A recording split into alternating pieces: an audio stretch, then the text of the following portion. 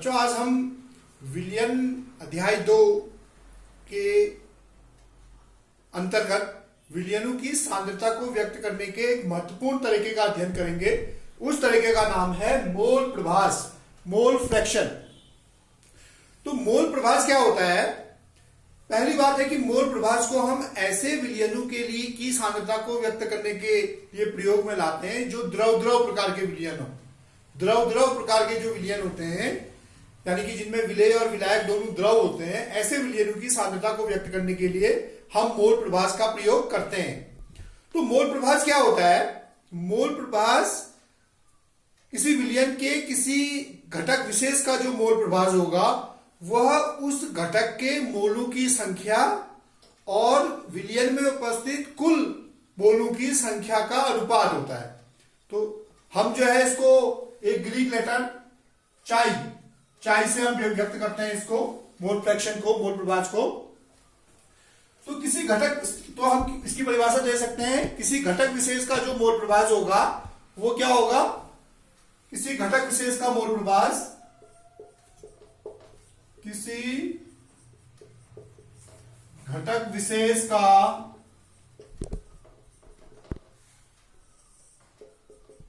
मोल प्रभास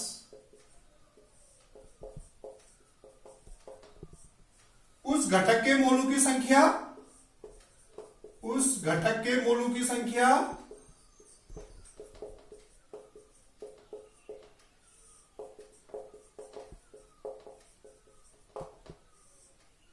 व विलयन में उपस्थित कुल घटकों के मोलों की संख्या,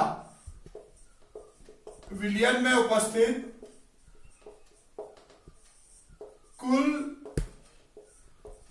घटकों के मोलों की संख्या का अनुपात होता है। कुल घटकों के मोलों की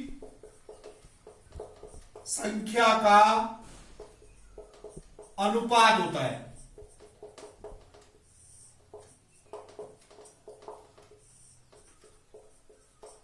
तो हम देख सकते हैं कि माना हमने लिखा है किसी घटक विशेष का जो मोल प्रभास होगा वो उस घटक के मोलों की संख्या, जिस घटक का मोल प्रभास निकाल रहे हैं, वो विलयन में उपस्थित कुल घटकों के मोलों की संख्या का अनुपात होता है। तो हम इसको समझते हैं। माना हम सपोज करिए, नोट कर लिया होगा आपने, सपोज करिए हमारा एक विलयन है जिसमें दो कंपोनेंट है ए और बी। ये दो घटक हैं विलयन में। तो इन दो घटकों में घटक ए का मोल प्रभास है हमारा काई ए और घटक बी का मोल प्रभास है हमारा काई बी। और ए के मोलों की संख्या है एन ए और बी के मोलों की संख्या है एन बी। ये क्या है? मोलों की संख्या है, ये मोलों की संख्या। तो हम घटक ए का मोल प्रभास कैसे निकालेंगे? हम लिखेंगे काई ए बराबर n A upon n A plus n B. ये हमारे घटक ए के मोलों की संख्या हो गई। घटक ए का मोल प्रभास हो गया, घटक ए का मोल प्रभास हो गया है।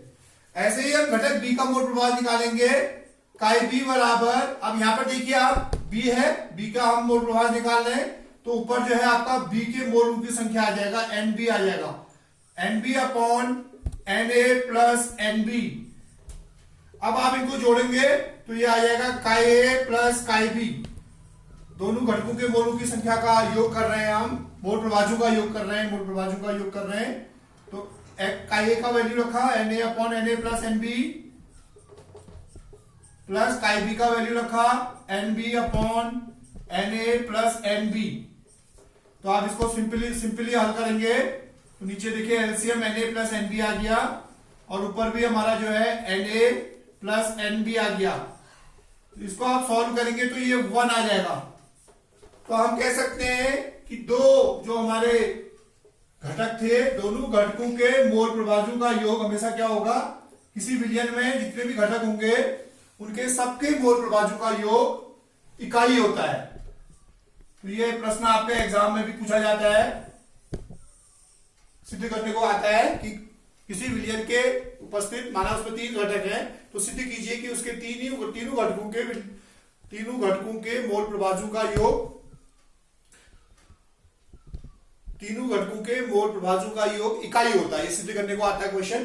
तो इस तरीके से हम इसको सिद्ध कर सकते हैं। और अब आप जानते हैं कि जो मोलों की संख्या होती है, तो मोलों की संख्या को निकालने का हमें पता है, जिसके भी हमने मोलों की संख्या निकालनी होती है तो हम उसको कैसे निकालते हैं, हम उसका भार बटे अनुभार का प्रयोग करते हैं। तो यहां पर आप मोलों की संख्या जिसका भी निकालना हो उसके लिए उसका भार लेंगे और उसका अनुभार लेंगे और उनका अनुपात लेंगे। अब इसमें हम एक प्रश्न करते हैं, लिखिए। तो ये क्लियर हो गया होगा सूत्र। 36 ग्राम जल, प्रश्न लिखिए, 36 ग्राम जल, ये न्यूमेरिकल प्रॉब्लम है। 36 ग्राम जल, 46 ग्राम एल्कोहल, एथिल अल्कोहल C2H5OH, ये इसको लिखेंगे नाम इसका एथिल अल्कोहल, एथिल अल्कोहल है ये, एथिल अल्कोहल, तथा 32 ग्राम मैथिल अल्कोहल, 32 ग्राम मैथिल अल्कोहल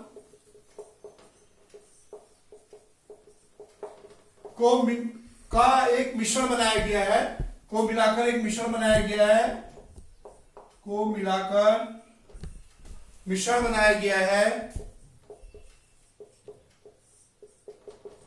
या विलयन बनाया गया है कह सकते हैं आप। इसमें प्रत्येक घटक का आपको मोल प्रभाज की गणना करनी है। प्रत्येक घटक का मोल प्रभाज ज्ञात कीजिए। प्रत्येक घटक का आपको मोल प्रभाज निकालना है। तो देखिए हमको 36 ग्राम जल दिया हुआ है, हम पहले जल के मोलों की संख्या लिख लेते हैं। 36 ग्राम जल है तो मोलों की संख्या निकाल रहे हैं हम जल के लिए, वाटर के लिए। तो ये हो जाएगी 36/18 यानी कि 2 हो जाएगा। जल के मोलों की संख्या ये है, जल के मोलों की संख्या, ये जल के लिए। दूसरा हम एथिल अल्कोहल के लिए निकाल रहे हैं, माना से हम NP कहें तो एथिल अल्कोहल के मोलों की संख्या हो जाएगी, ये एथिल अल्कोहल के मोलों की संख्या है, ये कितनी हो जाएगी 46 बटे एथिल अल्कोहल का अनुपात 24 + 5 + 1 6 30 + 60 16 46 इसका अनुपात आता है। तो इसके अणुओं की संख्या 1 हो गई। ऐसे ही हम मैथिल अल्कोहल के लिए निकाल लेते हैं। NC मैथिल अल्कोहल है हमारा, CH3OH मैथिल अल्कोहल है, CH3OH। इसके मोलों की संख्या निकालते हैं।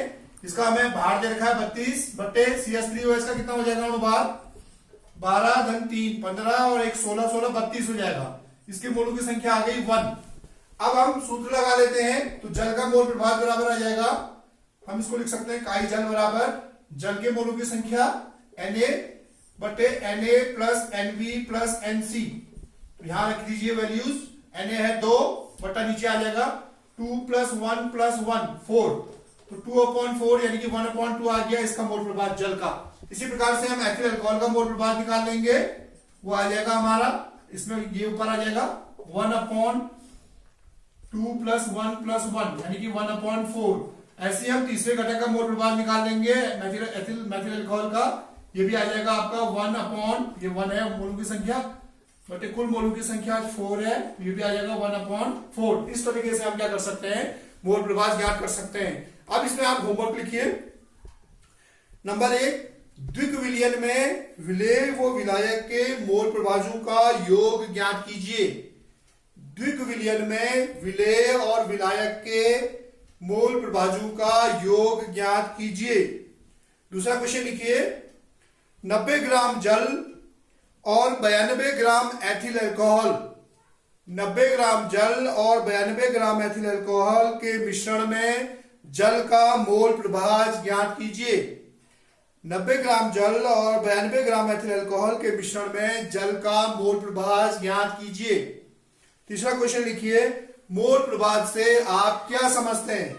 मोल प्रभाज से आप क्या समझते हैं। मोल प्रभाज के बारे में एक और विशेष बात है कि ये आंशिक दाब निकालने के काम में भी आता है और ये ताप पर निर्भर नहीं करता, ताप पर निर्भर नहीं करता।